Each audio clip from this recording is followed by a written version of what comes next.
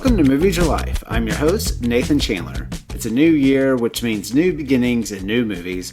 Also, it means an award show where we talk about the best movies from last year. I'm happy to welcome Whitney to get this year started right and talk about the Golden Globes that just aired this past Sunday.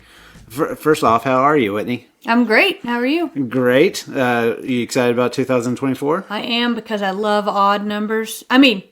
What? I love even numbers. It's too late. That's why I say funny things. I love even numbers. I'm so glad it's 2024. 2023. See you later. I know it's late, but you just did a really good workout on our new exercise bike. Mm-hmm. So I thought that would get you going for this conversation. Yeah, you thought wrong. I thought wrong? Yeah. Now you're just crashing? Yep, now it's time for watching TV. Well, I would say that over the break, we probably didn't get to watch as many movies as we were hoping to. Maybe it was because of football games. Maybe it was because of all the people that were at our house during the holidays. But we were able to catch a couple of movies in the theater. We went to 3 in the theater, right? Yeah, that's pretty good for us. But we didn't actually watch too many at home. Yeah, not as many as normal, but I felt like we watched stuff. Yeah. Well, we're going to cover a couple of those movies here in a little bit. But before we do that, I wanted to talk about the Golden Globe ceremony that really kickstarts the award season for the rest of the year. It kind of snuck up on me. It does. It always does. Almost kind of like the new Bachelor season. You're always like, oh my gosh, that's that's going on right now. Even though the Golden Globes is kind of weird, they've had a lot of controversy and they've had a changing of the guard. It's kind of like a rebrand for them. It changed networks, and we won't get into all of that. But needless to say, it gets people starting talking about movies. Like if you watched it last night, I'm sure there was a lot of people who had no idea about Poor Things, and so they're like, "What's that movie?" So it's these type of movies that start getting some attention. So I had some notes for you, Whitney, but just straight up. Your initial reactions to the show. The MC was horrific. I hated him so much. Boring. Why they picked somebody, and I realized that I'm going to say nobody knows him. You're going to tell me that people do know him, but the majority of people don't know him. Let's get back to Billy Crystal when things were funny, and people sang and danced, and it was like effort put in instead of just like crap. And then it must be that generation to want to tell us that things are late and delayed, but he's like, I only had 10 days to prep. And you want to be like, well, that looks bad on you, buddy. I don't know. I hated everything about him. We have seen a lot of those movies. I wasn't as shocked by them or the shows as some people may be. I thought as far as that went, it was fine. But I did not like him. I thought that was boring. I didn't get it. So this isn't, I don't think anything I've ever really asked you about before, but did you even watch these type of award shows before I came into your life? Yeah, we watched them. Okay. We always watched them back when they were really awesome. Like I said, with good beginners and things. But anytime they have a stand-up comedian, it's been horrible. Now there's some funny comedian. I guess Billy Crystal was a stand-up, but those are actors as well. And when they just have Ricky Gervais bombed for him, even though it was funny. Maybe he was on the other ones. He really went after people in the crowd. Yeah. And it got a good response, but a lot of people in the crowd didn't appreciate it. Yeah. But it's the best when it's just making light of the whole thing in general. Putting themselves in the movies, those were always hilarious. I don't know. There's just so many that do a better job. And then this guy was just flat. The audience looked bored. Yeah. Our group chat was going crazy. Yeah, his name's Joe Coy. And the only reason I kind of knew about him was he had a movie that came out not too long ago called Easter Sunday, but... he dates somebody. He used to be engaged to somebody famous. Oh, okay. I know he does stand up. That's really all I knew about him. Well, I'm never going to see him in stand up because he made me want to punch myself in the face. Well, I would say this was probably one of the few times that people were talking about him, not because he was controversial, but just because the jokes were bad. Yeah. And what I was, and like I said, I don't follow him, but I do like stand-up comedy a lot. What really got me was how quickly he was throwing the other writers underneath the bus. Yeah. You know, he was bombing, but there's a way to handle that. And to me, I was a little surprised by his, even though I don't know him. I mean, he's risen to a sort of fame. I mean, he had his own movie that released in the theaters. Like he's a celebrity, right? And for him to quickly, as a comedian, go, to me, it just felt really bottom rung to just start blaming bad jokes and punchlines. And then he's like, my jokes are the ones that got laughs. I was just like, I'm sure the writers were there, and I'm sure they were not too happy, because usually the writers they have are like comedic writers as well. So I was a little surprised by it, but it was interesting too how Jim Gaffigan, however, was hilarious, and he was on there, and he didn't even get nominated for best stand-up. Yeah, but he gave out the award. Yeah, and then it's like, why didn't you ask somebody like him that's like family friendly and like, it just was weird. Yeah. So a tradition, kind of what we have done in our household, is I print out ballots. We all fill them out before the ceremony. We even let our girls fill them out, even though they don't know 75% of the movies. We give them to Whitney's parents. We give them to Debbie, our sister-in-law. We all fill them out. And Hayden and Hallie both beat us. Will beat all of us this year. So we didn't do too good with our predictions. Oh, I figured out who he dated. He dated Chelsea Handler. Okay. Okay. And so, I mean, she's funny. She's really funny. So that could help his street cred. But he sucks. I thought he sucked. And I thought his female jokes were off color, and I didn't find him funny. Yeah.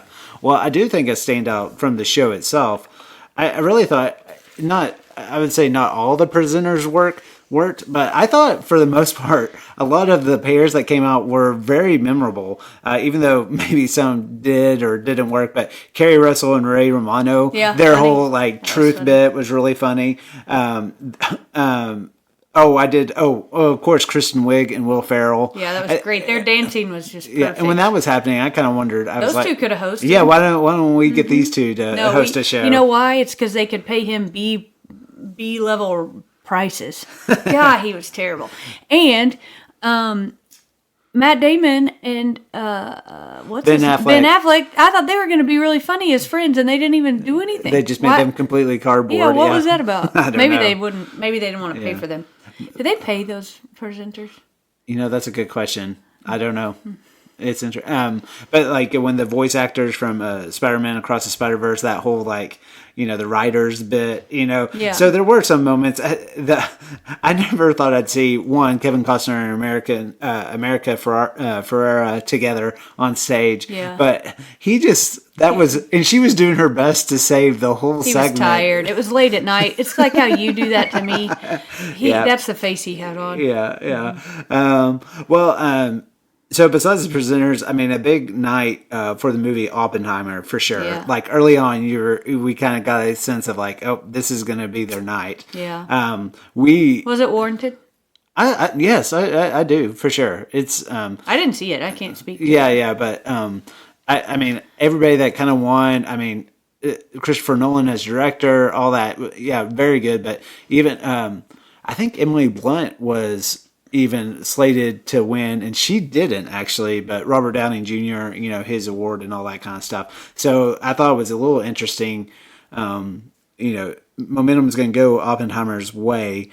I think Lily Gladstone winning for Killers of the Flower Moon will keep that movie in the conversation, but I was a little surprised of how little that movie was in the conversation. Yeah, for sure. Yeah. Well, and also that guy announcer made really terrible jokes about Killers of the Flower Moon. Yeah. I didn't think they were fair or warranted. Yeah. I mean, especially living here, I didn't think it was fair or warranted. And it's fair to say that I think maybe Barbie lost some awards steam, because I would feel like the Golden Globes, they won that new category for the, you know, cinema breakthrough. Yeah. For that, but I thought this, if anything, if like Ryan Gosling was going to win, or if Margot Robbie was going to win, this was an award show for it to happen, and that did not happen. And so I mentioned Poor Things earlier, and so that's a movie like I'm really excited to see. And then a lot of talk we learned about Anatomy of a Fall. Yeah. So who knows? That's a French movie. I've heard of it. I heard it was good. It's kind of almost like a legal drama, courtroom drama. Do you have to read? Is it subtitled? Yes. Oh. Why do you? Just wanted to know. And it says the person who now enjoys having closed captioning on, even if the show is That in is English. not true. Get out of here.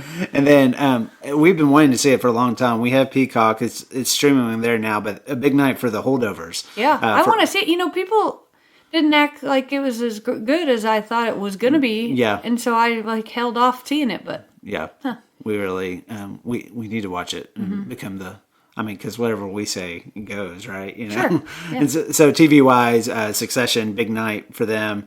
Once again, you kind of saw the momentum with the Actors Awards, and then The Bear was a big winner. yeah, basically if you yell at each other and hate your family, you're in. Pretty much. And then Beef kind of goes along with that, winning Yeah. all the kind of miniseries awards. But I would like to say all three of those shows were on my my top 10 of the best TV shows of the year. So Jury Duty. I'm just glad it was nominated, but Yeah. don't forget to go watch Jury Duty. Find it, fill it out, find wherever you can watch it. It's the best show on television. yeah. You mentioned Jim Gaffigan presenting a new award for stand-up comedy special. I would say maybe a little surprising that the Ricky Gervais one just won, because I think it just released on Netflix on Christmas, so it's relatively new for a lot of audience. But I just know Hallie watched the ceremony with us, and I just thought it was funny. They were listing all the nominees like Sarah Silverman and Wanda Sykes, and who else was? Oh, Chris Rock and Amy Schumer.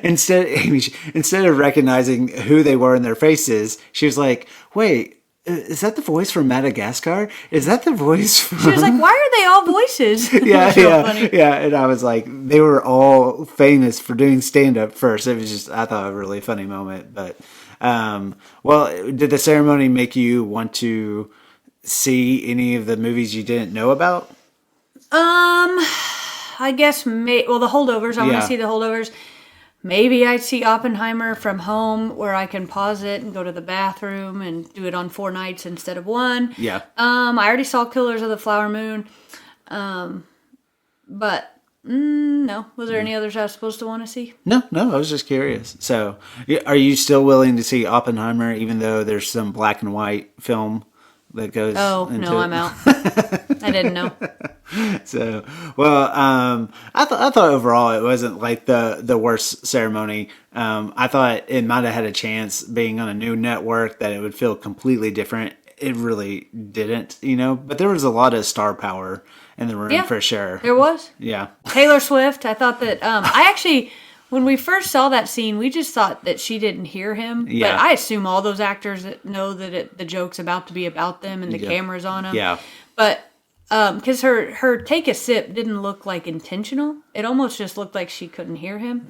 But either way, I thought that was pretty awesome. Thinking about, in the moment, we both thought, oh, maybe she just wasn't listening. I do think maybe she was a stand-in for the rest of the room. I think she was already out on him and just was like, You're done with this your- guy's not funny to me. Well, I saw an interview with Emma Stone later today, and in the back of the room, she jokingly called her an a-hole, and said, "Oh yeah, what an a-hole for being my best friend or being a good friend for 20 years and for supporting women and for being here to support all of us and female empowerment and also being nominated," which is why she was here, because the person asked why they thought Taylor Swift just came to the show, and she was like, "She was nominated, you idiot."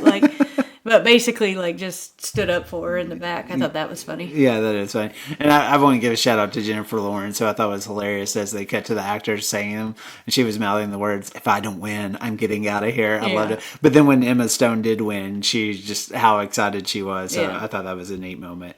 Well, kind of going into some of the movies that we watched, I thought it'd be good to maybe get your take. We talked about May, December, quite a bit on the podcast with Mark on our top films of the year, and you did watch it with us, so I just thought maybe people would want to hear your opinion about the movie. Yeah, so one day I was at home and I was working out, and you know how Netflix just goes to the next thing Yeah. or whatever?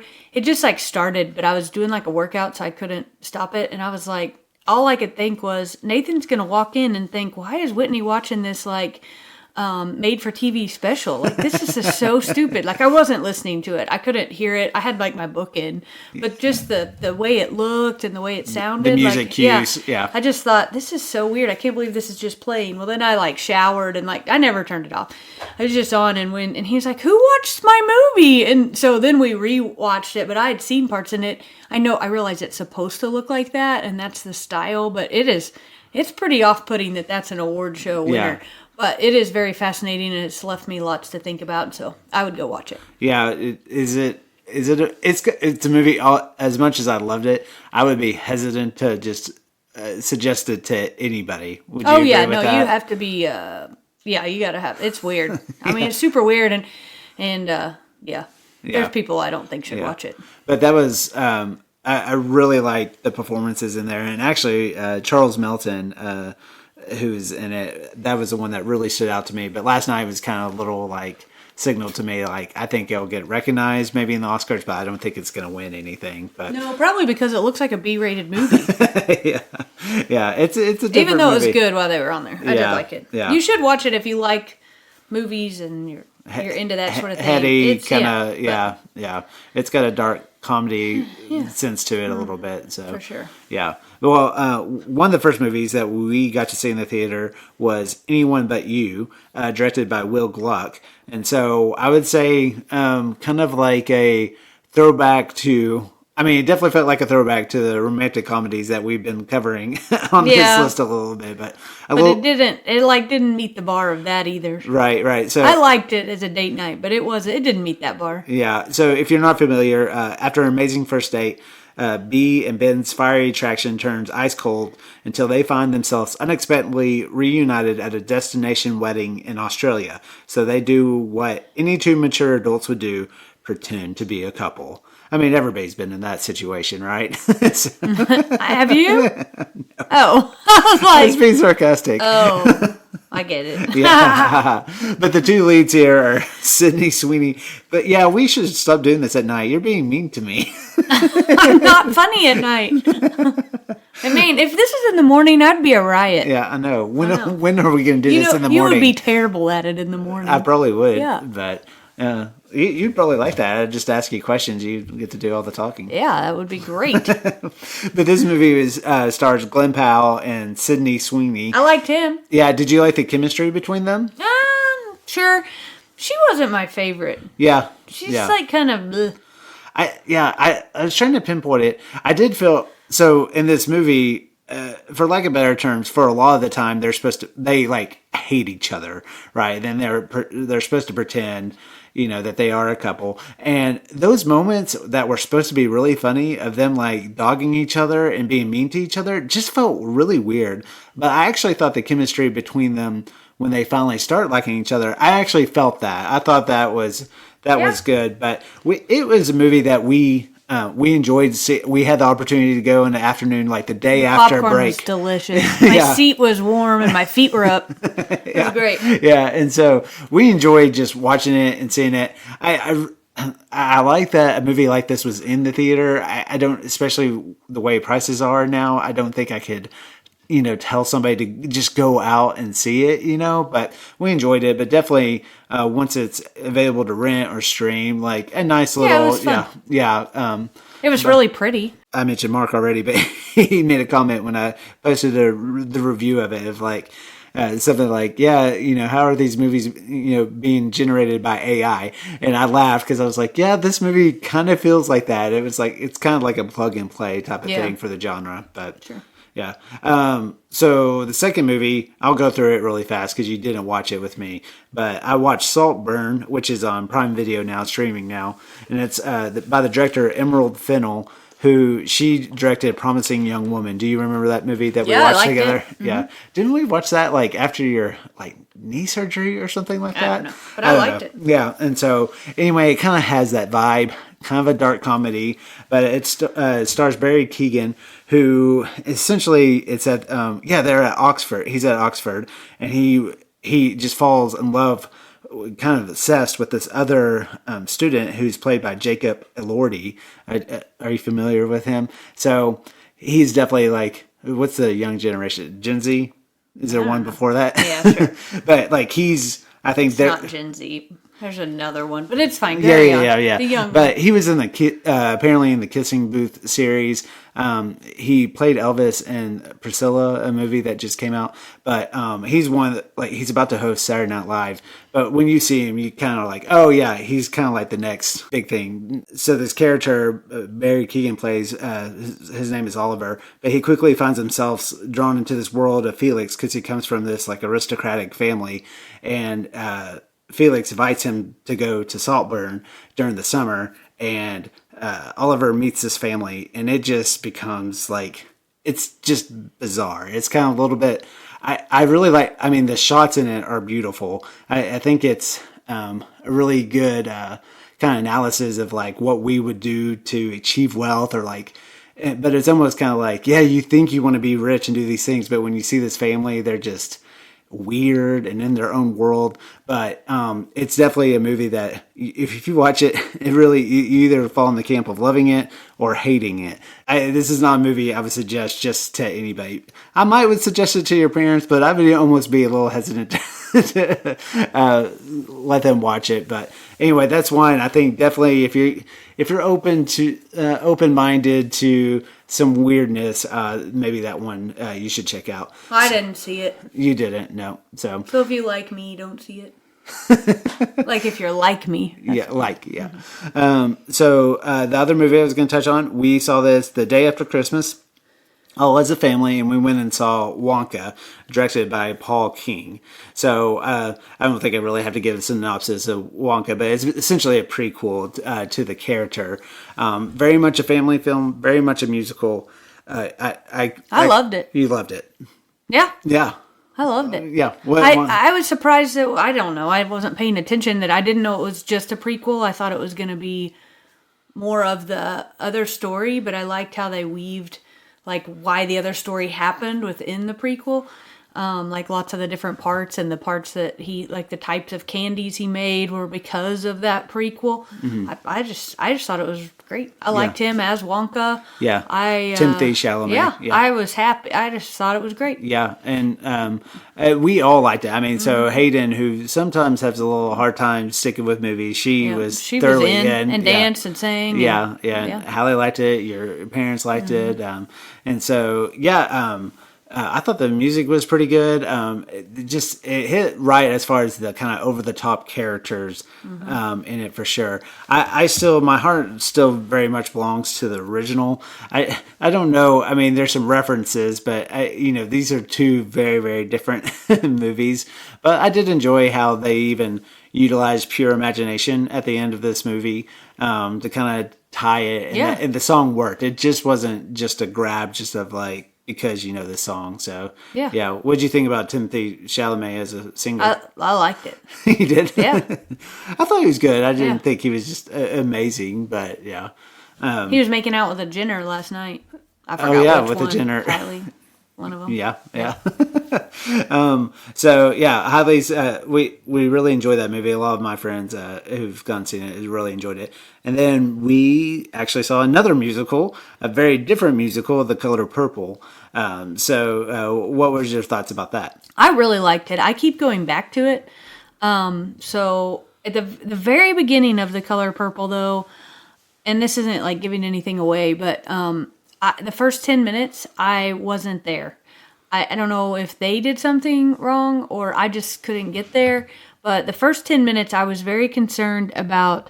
I felt like they were like making a mockery of the movie, or of the story, and I didn't like that until I could really get into the grasp that it was a stage play.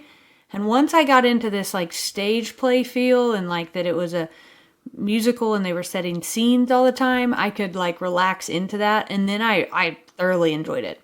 The things I've gone back to is just really liking, and I know the story was already there and rich and full, but just like really liking that she built this community around her, and I felt like you could really see that in all the people, and you could understand like how each person was connected.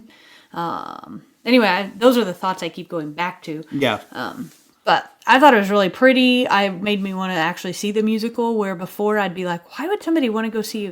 I mean, like, that's a hard musical to see. Yeah. And like, I couldn't understand it, but I I thought it was great. Yeah. I thought there was something, just thinking about the movie. I really enjoyed it. I just think it's a powerful story. It's just a really good story, one you can really latch onto. There was something a little disjointed to me as a film as a whole. Sometimes it felt like different movies, despite having some really amazing performances. And then also, like you mentioned, just some of the shots, like the closing shot was like, we both loved it. and, so there's this, like, imagery that's really, really strong. I think I was a little surprised, that it wasn't Danielle Jones got recognized by the Golden Globes for her performance. But I was a little surprised that, this movie to me seemed ripe. I could see how it would maybe get cut on the Oscar floor, but I was a little surprised it wasn't recognized as Best Musical or Comedy of the Year, honestly, from the Golden Globes. Yeah. I think the beginning the beginning kind of messed with it. Yeah. But I do think you should go see it. And if your hesitancy was like me, that just the color purple was hard, I don't feel like it was, obviously the subject is hard, but I think that you should definitely go and see it because I think it was good. Yeah. I wanted to say, you mentioned this, and I just thought it might be a funny story to tell, but the star of this is Fantasia Barrino, who's especially famous for winning American Idol, and you've actually seen her before in concert. Yeah, I was leaving. Well, when I went to DC for the Little Red Wagon is like a type of a nonprofit that helps protect children, and they took a bunch of us out to DC, and we got to do all of this cool stuff when I was working for the city of Arlington, and we went to this really cool venue in DC, and then Fantasia came out, and it was right when she was just popular, and so we were all like, what? Anyway, Yeah. but I was like, that was Fantasia when I saw at the end. It was weird. Recommendations. So those are kind of the movies that we were able to see over the break. For the recommendations section, I didn't prep Whitney for this, but I thought we would have a shared He one. didn't prep me for this. He didn't tell me we were even going to have this conversation until tonight. Last week, I mentioned doing a podcast about the Golden Globes.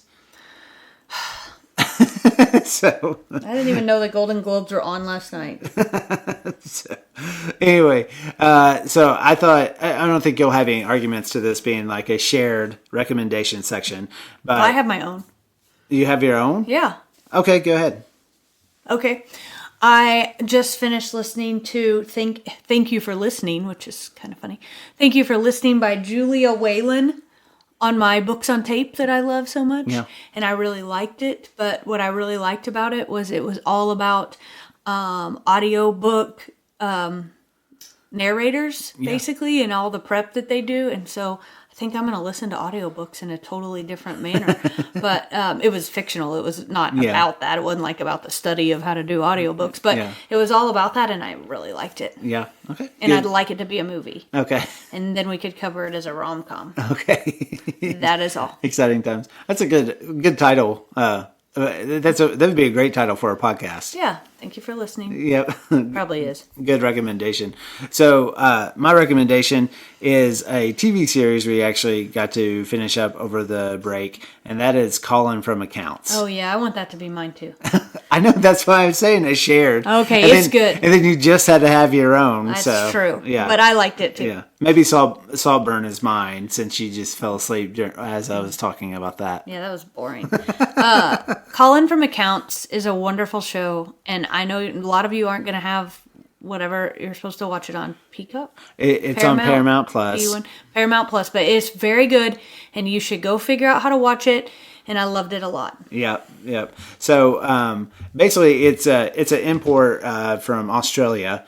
I love Australian television shows. Offspring is my favorite show. Yeah. So the setup is Ashley and Gordon, two single-ish complex humans who are brought together by a car accident and an injured dog, are flawed, funny people choosing each other and being brave enough to show their true selves and navigate life together.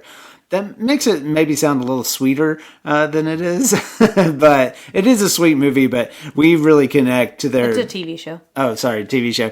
We really connected to the dark humor of it, and there's kind of some, I would say, age jokes. He's in his early 40s. She's like just turns 30 in the show, so there's some dynamics there. And the actors' names are Patrick Bramall and Harriet Dyer. And so we just started this because actually your mom told us about it, and we just loved it. And we recognized her from American Auto, really liked her there. She played the marketing communications manager, very funny. Had no idea she was Australian. But as we were digging into the show, because as we were watching, you were really panicked that this was the only season. And so doing some research, we found out that they're married. So we thought that was really even cool. Better. Yeah. So Married in real life. Yeah. So that brings kind of a fun dynamic to the show, just because, just thinking about like when they have the fights that they do or joking around with each other. But it's just 30-minute show, really, really funny. It earns its like mature rating, so I think it's good to. We watch a lot of things with Hallie, but we couldn't watch that one. No, we couldn't watch that one. So even we kind of debated it because we had seen the first episode and laughed so much. Then it was a while before we saw the second one. But then when we saw the second one, we were like, yeah, no, she can't see this one. So anyway, those are our recommendations. As always, check out moviesourlife.com for episode reviews and more.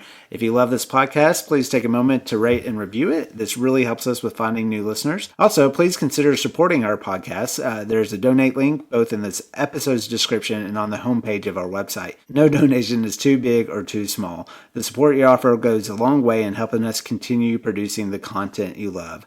And thanks, Whitney, for, even though I felt like you've been mad at me the whole time during this thing. Thank you for listening. Thank you for listening. As we close out, what is one thing you're most looking forward to in 2024? I guess our 15-year wedding anniversary. Oh, man, really turned that on me. What do you give someone in their 15-year anniversary? So there's probably a rule of thumb. Yeah. So what do you hope to get on your 15th year? You got to figure it out. Will be another podcast episode discussion at 8 at night. Or 9 or whatever time it is. Well, I hope everybody has a great week. Next week, we'll be jumping back into the rom-com list. So really excited about this year and all the new things to come. Thank you for listening.